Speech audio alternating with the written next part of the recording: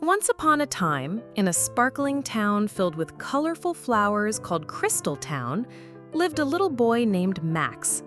Max was an energetic and sometimes naughty boy, but his selfishness often left him feeling lonely. One day, on his way to school, he was in a hurry as usual. He saw an old man leaning on his cane, struggling to cross the street. The shopping bags in his hands looked heavy, and he was having a hard time getting onto the curb. Max noticed him, but he mumbled, "I need to get to school urgently," and rushed past him. The old man simply shook his head and gave Max a sweet but slightly sad look as he walked away. Max ignored the look. In school, the first class was about to begin. Max's deskmate, Stu, couldn't find his only eraser. "Max, my eraser is missing. Can I borrow yours for a minute?" he asked. Max, holding his brand new shiny yellow eraser tightly in his hand, replied, "No, you can't. You might make it dirty."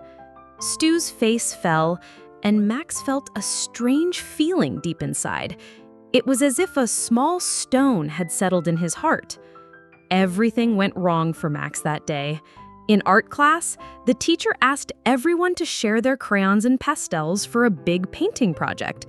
Max had a box of 12 different colored pastels, but he still didn't want to share. He hid his colors. While his friends worked in groups, helping each other and laughing, Max sat alone in a corner, trying to draw with just 2 colors. The other children, by sharing all their colors, had created a wonderful rainbow picture. Max's drawing was both colorless and boring. On his way home from school, Max was deep in thought.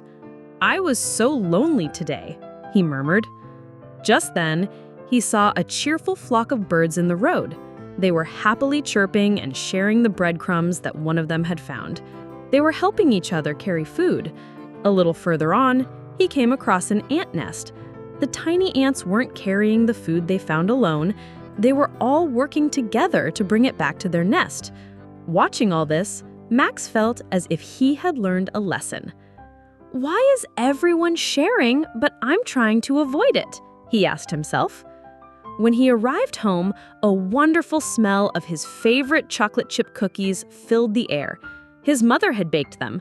Instead of eating all the cookies by himself, Max put some on a plate and took them to his neighbor, little Lily, and her mother. Lily's eyes lit up when she saw the plate of cookies, and she gave Max a big hug. At that moment, the small stone in Max's heart melted, replaced by a warm, soft feeling. He had the most genuine smile on his face he ever had before. The next day at school, the first thing he did was go up to his deskmate, Stu. "Stu, I'm so sorry I didn't let you use my eraser yesterday. I've learned that sharing is a really wonderful thing.